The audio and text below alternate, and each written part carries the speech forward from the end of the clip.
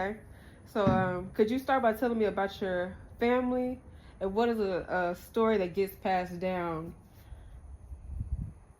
Okay. My name is Preston Frank, and I'm the son of Floyd Frank and the grandson of Koseed Shine Frank. Uh, these guys are real cowboys. Uh, they started in the Jefferson County area um, over 75 years ago in dealing with uh, horses and working on the ranches and uh, owning a rodeo arena and giving rodeos. Um, my grandfather gave rodeos.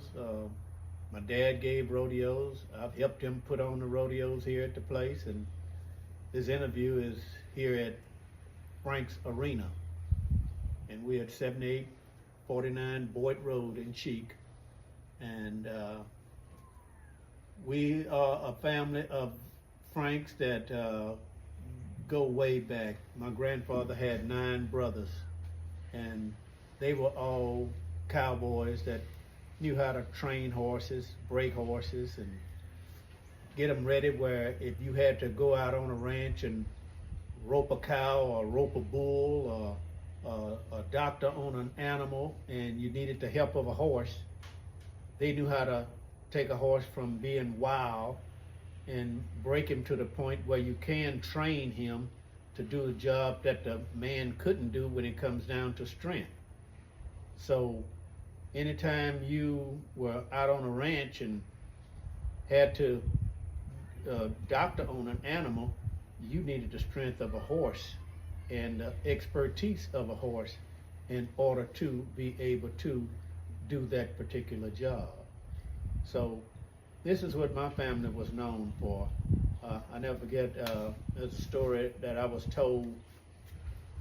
My grandfather and his brothers met a rancher up in Katy, and he had 100 head of horses that he wanted to get broke and trained, and they drove 100 head of horses from Katy to Crosby and broke one for one. They kept 50 head and drove back 50 head broke back to Katy. And these horses that my grandfather kept was used to pull wagons and do jobs on the ranches that the ranchers didn't have horses broke to do that, such as pulling wagons. If you had a rice farm and you had to get your rice out of the field, you had to have horses broke to be able to pull those wagons in order to do that. So this is one way my grandfather made extra money working there on the ranch, by breaking horses that could pull these wagons and do the jobs that at the time they didn't have the tractors and all the modern equipment that we have now in order to do those jobs. So this is what they did. Can you tell me your family's experience with ranching and how did it shape your childhood and understanding of work and community? Well, from a little boy, when my dad bought this land out here, I was about 9 years old. And this is back in 1954. I'll never forget. My dad had a contract at the hotel in Galveston, Hotel Galvez. He had the contract to reupholster all the furniture in Hotel Galvez in 1954. And it took him about a year to do that job. He would go and actually live in the hotel and come home on weekends. And that was the year my dad bought this land out here. He bought 5 acres of land to start with, and he gave $100 an acre for the 5 acres. And he bought some horses, and he would come out here in the evenings and break the horses and train the horses and do the different things that he enjoyed doing, because that's what he liked doing. But his occupation, being an upholsterer, was being a small businessman, an entrepreneur, that gave him the monies in order to be able to do these things. So back then, the average cowboy was broke and uneducated. They just didn't have any money, and if you was going to own anything, you had to have some type of a cash flow. So my dad taught me this trade that he learned, and taught my brothers, and we had contracts reupholstering furniture in hotels and hospitals and restaurants and doctors' offices and hospitals, and this is how we made money in order to be able to afford ourselves. So as time went on, my dad decided he wanted to build a rodeo arena. So he did. He built a rodeo arena, and he had friends that owned large tracts of land that needed help working their cattle and all, and we would go and help them work their cattle, and they would allow my daddy to buy cattle himself and keep on their property, because we didn't have enough to. At one time, my dad owned over 100 head of cattle, and we would keep it on the clubs. Owen Club and Randolph Club were guys that were raised up with my daddy, that were white, that owned land, and they helped my dad with that type of thing. So my dad had his own bulls and horses and steers and calves, all the animals that was needed in a rodeo. We owned those things. So that kept our expenses down. We had our own concession. We owned the land, the arena, and all. So when we gave a rodeo, we made money doing it, and we reinvested the money back into the upkeep of the property. Go ahead. Okay, this is the way you catch a calf.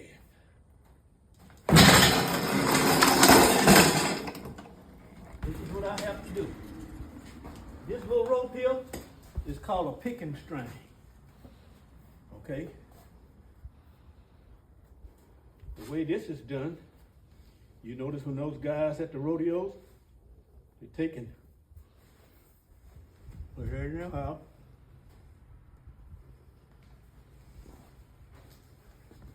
They pick them up,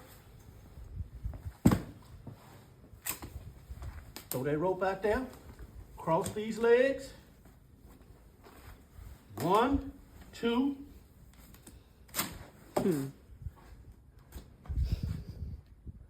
Calf head off and put this head on that calf right there, and this is the steel roping. See, I can take this head off and put this head on.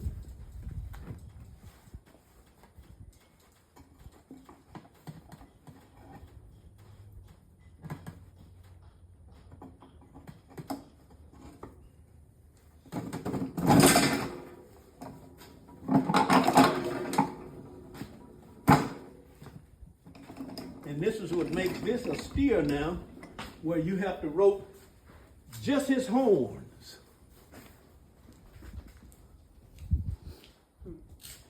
So if you want to do steer roping, I change this, get back up on that horse, and that cowboy got to catch just the horns.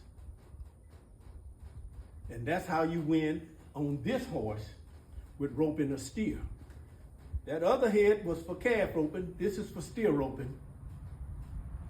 And these are the events that I did at a country western nightclub, where I would get out there on the dance floor, bring this horse, and I would actually get guys that know how to rope at rodeos and stuff like this. They would come in at my rodeos and these nightclubs, and they would pay money, and they could win money roping off of this horse here. When a cowboy gets him, he gonna have to then figure out how he gonna get a rope around his neck, get him gentle enough where you can do what I did on that horse over there. So when I get on him, he don't need to be doing this. What he needs to do is allow me to get on him after putting that saddle on him and that bridle in his mouth so I can guide him and get him ready to run after that calf.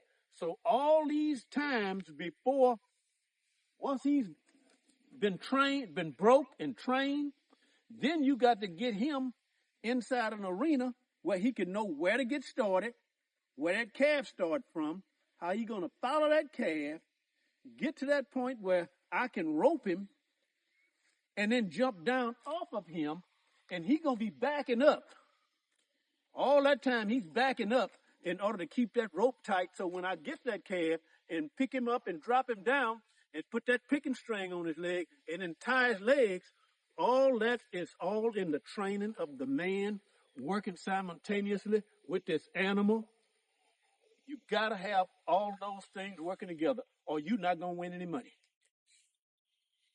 So whoever practice and train with his horse the most, like Corey Solomon. Corey is in tune with his horse.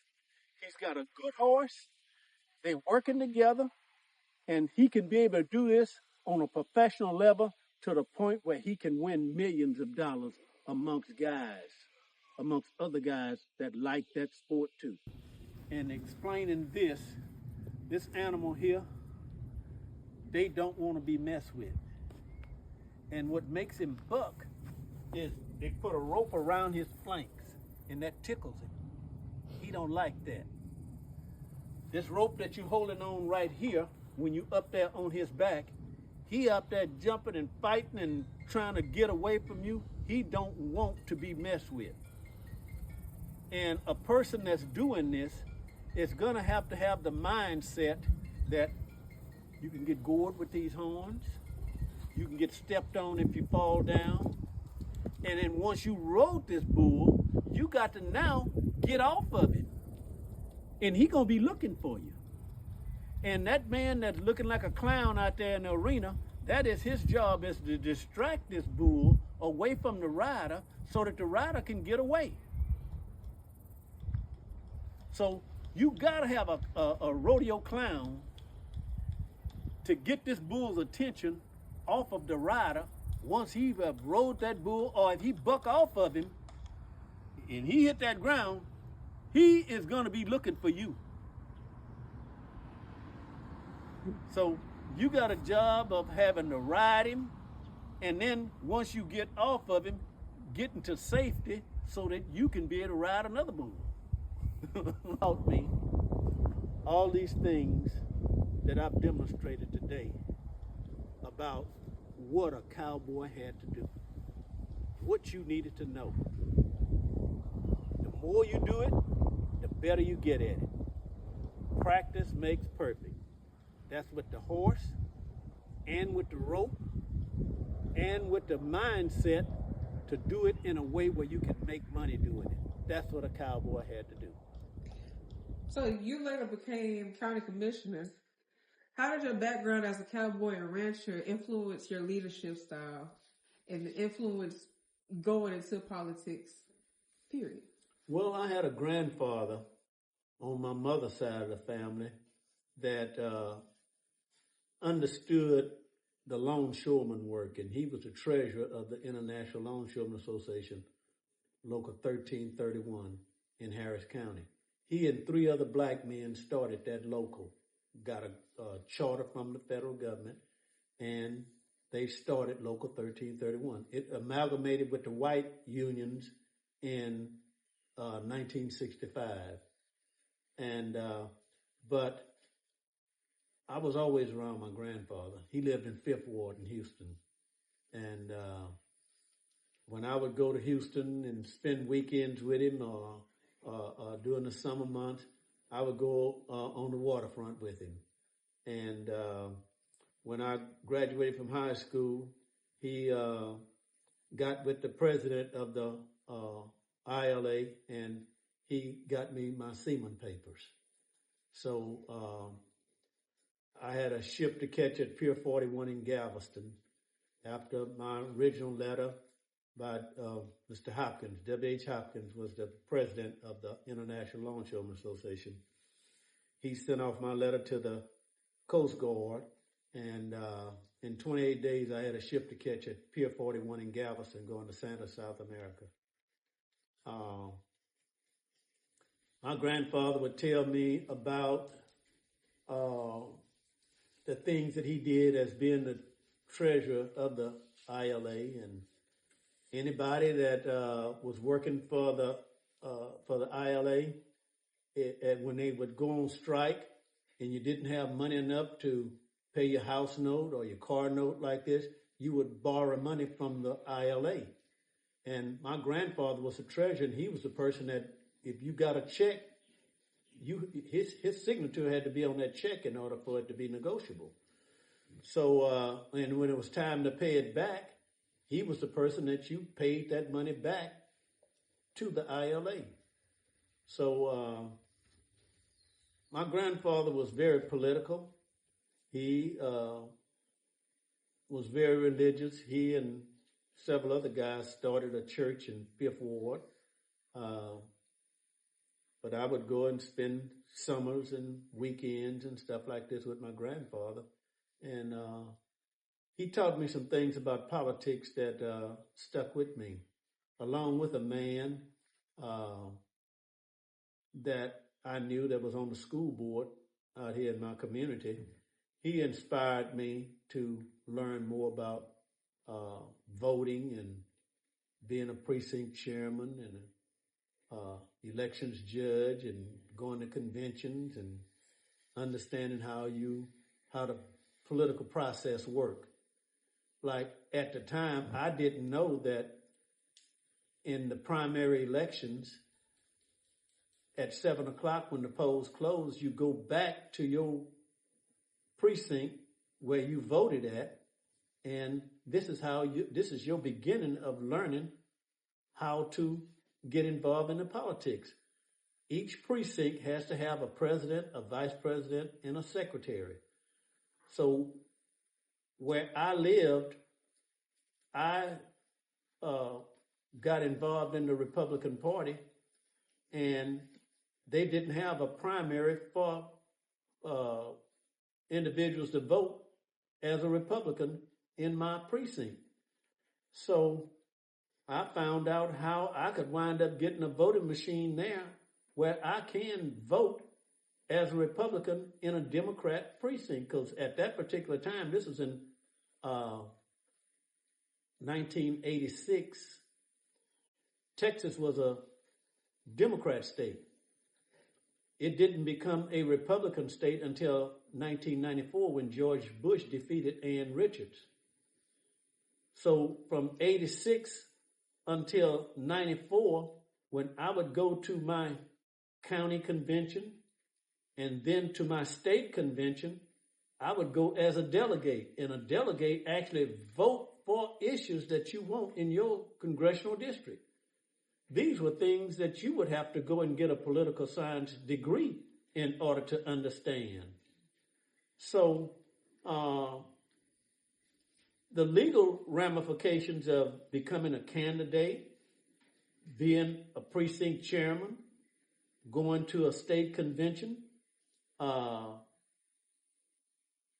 these are things that you would have to do if you was going to get your internship and get a degree in political science. Dr. Drury at Lamar University told me that anyone that got a degree from him, one of the things that they had to do was actually run for an elected office or help someone run for an elected office or become a precinct chairman or an elections judge. I was all of these things for Precinct 39 where I lived, because no one else had ever did this since Reconstruction. So really, I got my education backwards. I got my internship first, and then I got my theory. Most people, they get theory first, and then in order to get the BS, they have to get their internship. So this was things that I had to wind up doing if I wanted to get educated. The same way with real estate. I inherited a lot of real estate, so I sent myself to real estate school. I have 180 hours in real estate law, real estate finance, and property management, industrial appraisal, the principles of real estate, and real estate investments. So when I became a bail bondsman, one of the things that you had to be able to do was put up money or assets in order to be able to get a bail bonding license in your county. So this is what I did. I had land that I put up as collateral, and the county gave me 10 times that amount in monies. Yeah, I put up $10,000. I got $100,000 worth of bonding collateral. I put up $100,000. I get $1 million in bonding collateral. So this is how I got in the bail bonding business, by understanding real estate and leveraging land and helping people get out of trouble.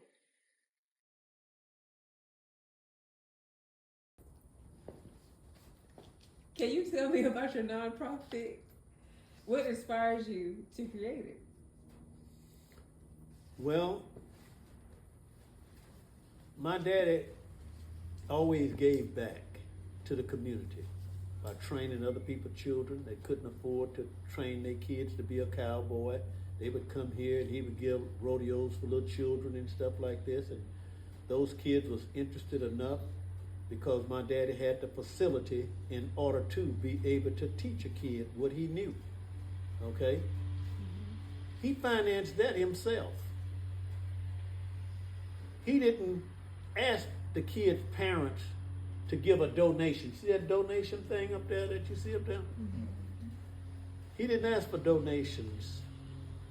He didn't go to corporations like Mobile Oil or any of these large corporations and ask for money, because he didn't know of what a 501c3 was, what a nonprofit organization was. So I looked into it so that I could still be able to do this and it not come out of my pocket. So I got with the state of Texas through the state comptroller's office and found out, how do you set up a nonprofit corporation? And you do that through the Secretary of State. Okay? Once you get your nonprofit set up, then you have to be able to get it registered with the IRS, so that when somebody give you some money, they can report it and they can write it off at the end of the year when they file their taxes. So, forming a nonprofit corporation, asking for monies from corporations or foundations or other nonprofit organizations, or from the state of Texas or from the federal government, you have to have all of the proper paperwork filed with the IRS in order for those people that give to you can get that write-off from the IRS. Okay? So, in understanding what a nonprofit corporation is and how it works, like a church is a 501c3. So, when you give tithes and offerings on Sundays to your church, at the end of the year when you file your taxes, you can write that off. So, if you want to be able to set up a nonprofit corporation, anyone can do it. But it's good to understand the legal ramifications of doing that. So, by my dad giving back to the community like this and having the setup and qualified for it, this is why I formed a nonprofit corporation. You got your father inducted into the Rodeo Cowboy Hall of Fame. What did that recognition mean to you personally and to your family's legacy? Well, I knew, and people locally knew, what my father had done from coming to our rodeos and knowing him. But in order for the world to know, it would have to be technically done. So by having the National Multicultural Museum Hall of Fame there in Fort Worth, I was introduced to that system by a guy by the name of Harold Ford. Harold Ford introduced me to the people there in Fort Worth, and they sent me the application. I filled out the application, and I knew my father would qualify, and he did. So in 2016, they had a banquet for him, and we went up there, and he was inducted into the Hall of Fame. It was put on YouTube, and it was put on Google search and different things like that in order to expose him, because I hadn't gotten with a publishing company in order to write a book, and this was the easiest way to expose him, is by getting on social media. So by doing that, it has caused other museums like the Bryan Museum in Galveston, the Wallaceville Museum in Wallaceville, there on I-10, the McFadden Ward House there on the ranch where my father was born and raised at, on the McFadden Ranch. These people have records of my dad, and all of this has been crystallized in writing and verbiage that where they've interviewed him, like I'm being interviewed now. These interviews take root, and more people see them, and I think it's better than writing a book. So the more you expose things like this, interview like this, people all over the world can see this. But most people think that Black Cowboys is something that's a recent thing. But we've been here doing this since 10,000 BC. Black people been knowing how to domesticate animals. The first domesticated animals in the world came from out of Senegal in Africa. They was introduced to the Americas when Columbus came to the United States in 1493 is when he brought domesticated cattle to Haiti and to the Dominican Republic. They didn't come to Louisiana, Florida, and Texas until the 1500s. So in 1931, when the McFaddens received a Spanish land grant from the King of Spain, you had no white people living in Beaumont, where I'm living now. It was just black people and Indians. So how could someone white be a cowboy when there was no ranches? The oldest ranch in the state of Texas, just 19 miles from Beaumont. White's Ranch in Winnie is the oldest ranch in the state of Texas. And if it wasn't any white people in Beaumont in 1831, you had no white cowboys. So a black man introduced working on these ranches, taking care of cattle. And before 1901, when oil was found in Jefferson County, that was the oldest and the largest oil well found in the world, was right here in Beaumont in 1901 when they struck oil here. So up until 1901, the main way that a ranch made money was off the cattle and the rice and the things they raised on the surface. And the only workforce that they had to pick from was black people and Indians, and they didn't trust the Indians. So black people is who they had working on the ranches. That when they received those Spanish land grants from the King of Spain, you didn't have no one else down in here raising cattle and breaking horses and giving rodeos and all that kind of stuff. So we're the beginning of all of that. When you look back at your lifestyle and your family history, what does being a black cowboy mean to you today? Well, I appreciate the history behind what I know. It has been diminished.